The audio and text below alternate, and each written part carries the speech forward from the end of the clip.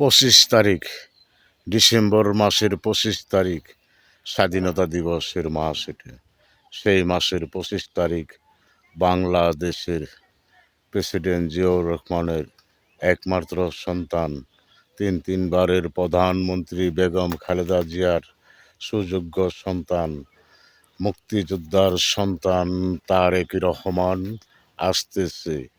মুক্তিযোদ্ধাদের অহংকার, আমাদের বাংলাদেশ জাতীয়তাবাদী দলের ভারপ্রাপ্ত চেয়ারম্যান জনাব তারেক রহমান 25 তারিখ বাংলার মাটিতে আসতেছে।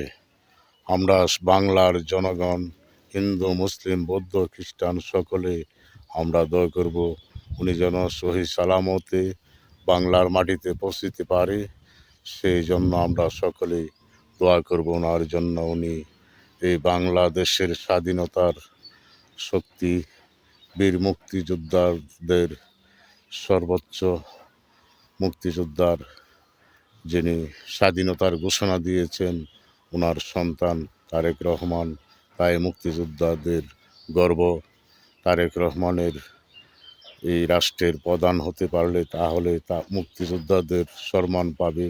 তা না হলে এই দেশে রাজাকারে দেশটাকে গিলিয়ে খাচ্ছে। রাজাকার আলবদল যারা এই বাংলাদেশটাকে চাচ্ছিল না, এখনও দেশের বিরোধিতা করতেছে, তাদের জন্য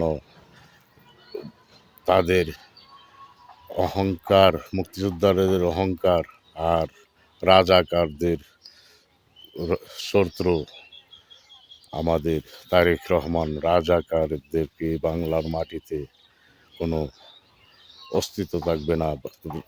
বাংলাদেশের স্বাধীনতা বিরোধী তারা এই বাংলাদেশে যা করতেছে, বর্তমানে দেশটাকে যা খুশি তাই বলতেছে, তারা নাকি দেশের স্বাধীনতার পক্ষে কাজ করেছে, জামাত স্বাধীনতার পক্ষে কাজ করেছে। তাদের বিচার আবারও বাংলার মাটিতে হবে কোনো দিন। তারপর এই দেশে যারা ওদেরকে ভোট দিবে তারা অপরাধী। স্বাধীনতার পক্ষের মানুষ তাদেরকে ভোট দিবে না। জামাত শিবিরকে, এই দাঁড়িপাল্লায় যারা ভোট দিবে তারাই রাজাকারের উত্তরসূরি।